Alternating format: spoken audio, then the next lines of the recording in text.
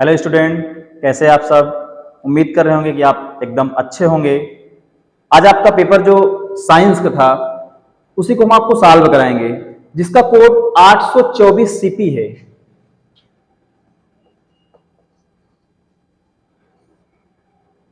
आठ सौ चौबीस सीपी।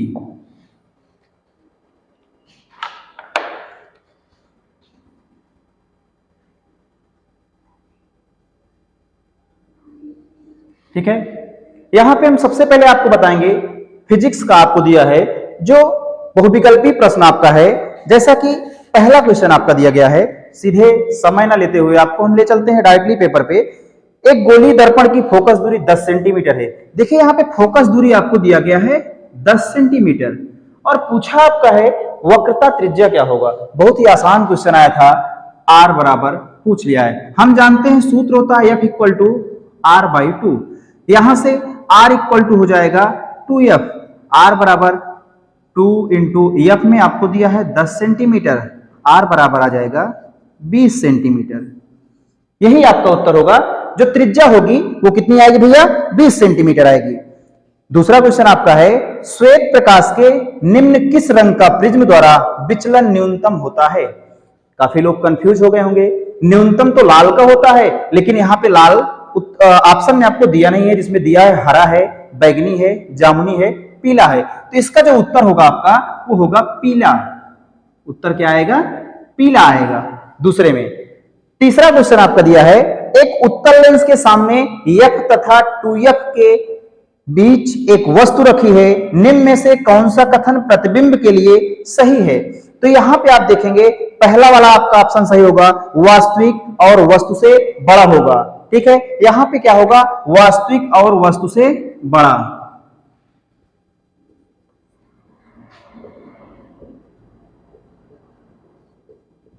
वस्तु से बड़ा, यही आपका उत्तर सही होगा। अगला क्वेश्चन है, आंख में प्रवेश करने वाले प्रकाश की मात्रा किसके द्वारा नियंत्रित होती है। तो हम जानते हैं भैया वो नियंत्रित होती है किसके द्वारा, पुतली के द्वारा। किसके द्वारा होती है, पुतली, पुतली के द्वारा होती है। ये चौथा आपको बताए। अगला आपका पांचवा दिया गया है, 4 ओम का एक प्रतिरोध, न्यूमेरिकल आपका है, प्रतिरोध आपको दिया है R बराबर 4 ओम। फिर आगे कह रहे हैं 16 वोल्ट की बैटरी के सिरों पे V इक्वल टू 16 वोल्ट, प्रति सेकंड गुजरने वाला आवेश T बराबर 1 सेकंड। आवेश Q बराबर पूछा है। हम जानते हैं जो सूत्र आपका होता है Q equal to I T, Q equal to I T. Q बराबर I आपका, चूंकि I हमें यहां दिया नहीं है तो हम जानते हैं पहले I निकाल लेते हैं। I इक्वल टू होता है V अपान R ओम के नियम से। I इक्वल टू V आपको दिया यहाँ पे 16, R आपको दिया है 4। यहाँ पे आपकी जो धारा आएगी वो आएगी 4 एम्पियर। तो यहाँ पे आई टी पे I आपकी 4 आ गया है, T आपको 1 दिया है, Q बराबर 4 कूलाम। तो ऑप्शन नंबर यहाँ पे 4 कूलाम, सी वाला ऑप्शन नंबर सी यहाँ पे हो जाएगा 4 कूलाम। इसके बाद आपको अगला क्वेश्चन छठवां है।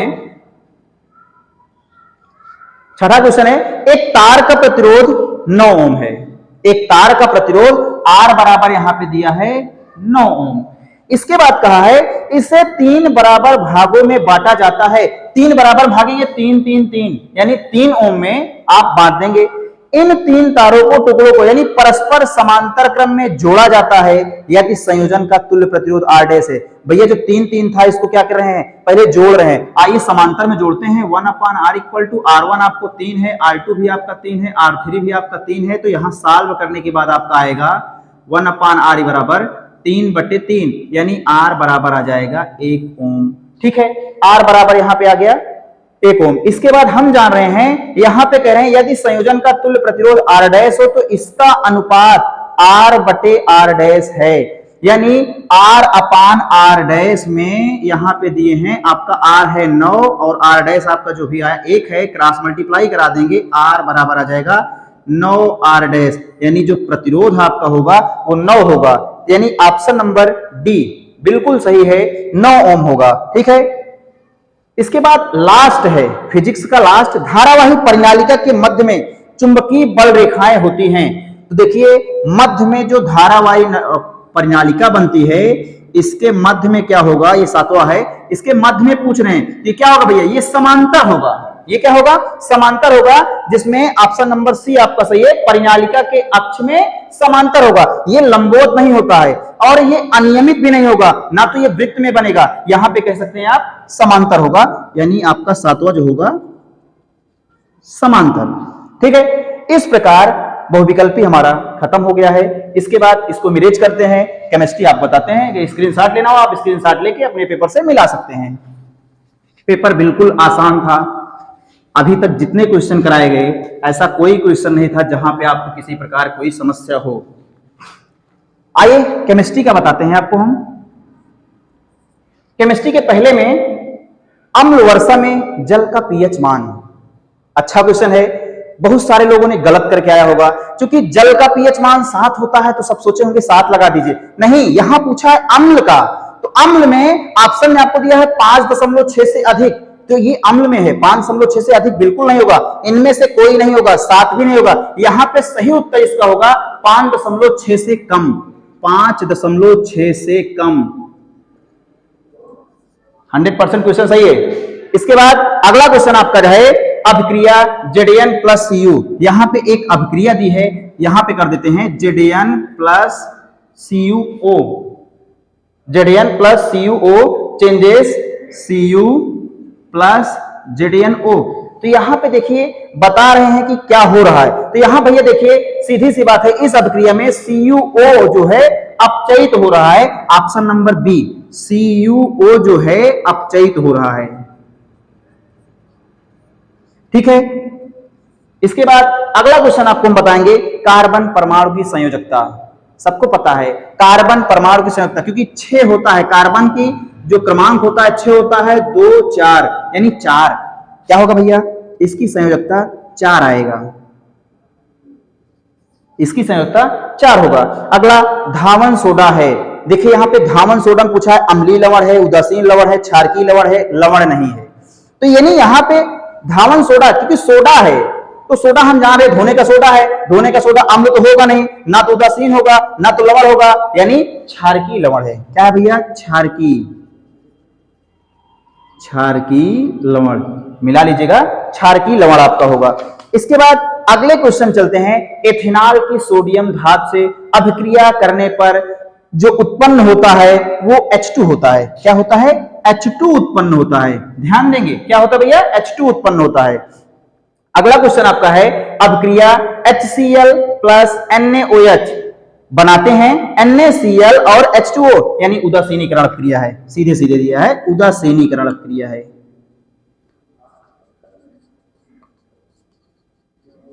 उदासीनीकरण अभिक्रिया। इस प्रकार केमिस्ट्री के भी आपके 6 विकल्प थे, 6 वो आपके सामने दे दिए हैं। ठीक है, आइए यहां पे अब बायोलॉजी का करवा देते हैं।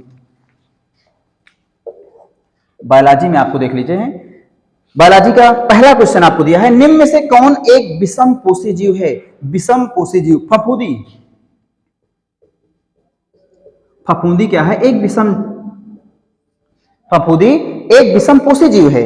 अगला क्वेश्चन आपका है दूसरा, यहां पे निम्न में से कौन एक कृत्रिम परियंत्र का उदाहरण है, जिसमें दिया है वन है, नदी है, बगीचा है, मरुस्थल। तो यहां पे जो बगीचा आपका होगा, क्या होगा भैया, बगीचा, बगीचा। अगला आपका है फुफ्फुसी कोशिका पाई जाती है, फुफ्फुसी कोशिका फेफड़े में पाई जाती है, कहां पाई जाती है, फेफड़े में। चौथा,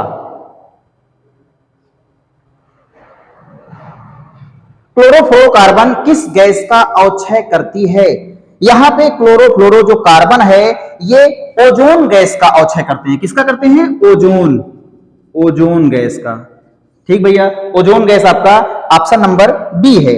अगला आपका है निम्न में से कौन सुमेलित है, ध्यान से सुनिएगा, निम्न में से कौन सुमेलित है।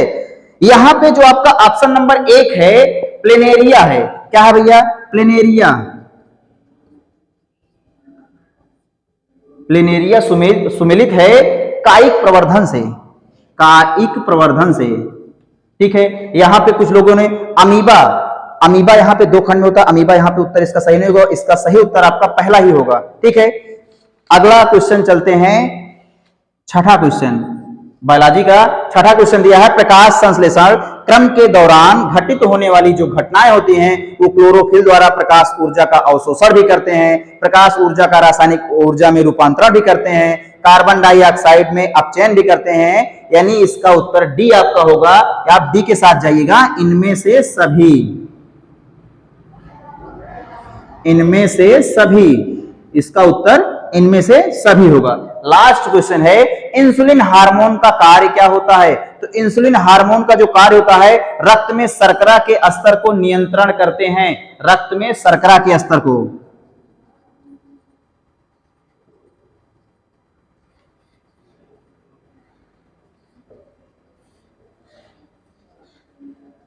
नियंत्रण करते हैं, यह ऑप्शन नंबर सी होगा। इस प्रकार बायोलॉजी के भी आपके क्वेश्चन सारे करवा दिए हैं। आप स्क्रीनशॉट लेना चाहते हैं, स्क्रीनशॉट लेके आप मिला लीजिए। इसके बाद आपको चलते हैं आगे फिजिक्स में, जो आपके 2 नंबर 3 नंबर 4 नंबर में पूछे गए हैं, वहां से आपको हम करवाते हैं। बहुत ही आसान पेपर था। जैसा फिजिक्स में आपको दिया है, पहला क्वेश्चन आपका है, मोटर कार के पश्च दृश्य दर्पण के रूप में प्रायः किस दर्पण का प्रयुक्त होता है, इसका कारण भी बताना है। तो यहां पे हम उत्तल दर्पण का उपयोग करते हैं। किसका करते हैं भैया? उत्तल दर्पण का उपयोग करते हैं, क्योंकि वाहन के सामने, साइड में और पीछे देखने में इस्तेमाल करते हैं। ठीक है, इसका उत्तर यही होगा। अगला क्वेश्चन इसमें दिए हैं, आंख की समंजन क्षमता से क्या अभिप्राय है? मनुष्य के स्वास्थ्य आंख के लिए स्पष्ट दृष्टि की न्यूनतम दूरी क्या होगी? तो आंख की समंजन क्षमता से क्या अभिप्राय है? आवश्यकता अनुसार इसके फोकस को हम आगे पीछे खिसका लेते हैं। और दूसरा जो क्वेश्चन इसमें दिया है कि स्पष्ट दृष्टि के न्यूनतम दूरी कितनी होती है? तो न्यूनतम दूरी भैया होती है 25 सेंटीमीटर, क्योंकि अधिकतम आपकी अनंत होती है, न्यूनतम यहां पे जो पूछा है वो उत्तर आपका होगा 25 सेंटीमीटर। सीधे एकदम आसान क्वेश्चन है। दूसरे क्वेश्चन पे हम आते हैं। अगले क्वेश्चन पे यहां पे दिया है, उस लेंस की फोकस दूरी ज्ञात कीजिए जिसकी क्षमता, यानी क्षमता दिया है P इक्वल टू -2.5 डायोप्टर, और पूछा क्या है? फोकस पूछा है एफ आपसे पूछा है। तो हम जानते हैं सूत्र P equal to 100/f centimetre में होता है, और यहां पे हो जाएगा F इक्वल टू 100/, यहां पे P दिया है -2.5, दशमलव को हटाएंगे, ऊपर आपका 1000 हो जाएगा, नीचे 25, माइनस में 25 चौका 100 यानी 40 हो जाएगा। F बराबर -40 सेंटीमीटर। अब हम जान गए होंगे यहां पे अगर जब माइनस लगा है तो माइनस यानी आपका लेंस भी पूछा है, किस प्रकार का लेंस है? तो उत्तल लेंस है। कौन सा लेंस है भैया? उत्तल लेंस। ठीक है, इस प्रकार आपके यहां से भी 2 नंबर क्लियर हो गए। अगला क्वेश्चन यहां पे है, वायुमंडल द्वारा प्रकाश के प्रकीर्णन के 2 प्रभाव, आप लिख सकते हैं इसको। इसके बाद तीसरे क्वेश्चन का जो दूसरा वाला है, एक न्यूमेरिकल है, मैं उसको बता देता हूं।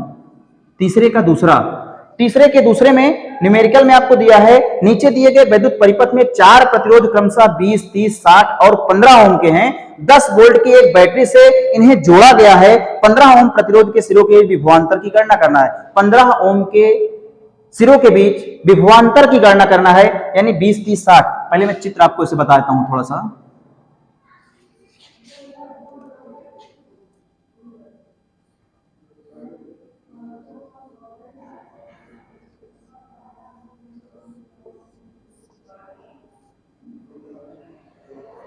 कुछ इस प्रकार आपका चित्र है। यहाँ पे ये 10 वोल्ट है और ये 15 ओम है, और यहाँ पे जो क्रमशः दिया था 20, 30, 60 ओम।